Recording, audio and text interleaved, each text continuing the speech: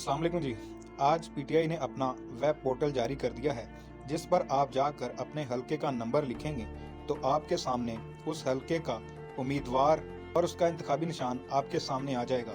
ये देखने के लिए जब हमने अपना गूगल क्रोम ओपन किया तो हमने जब इस पर क्लिक किया तो ये जी वेबसाइट ही पाकिस्तान में बंद है।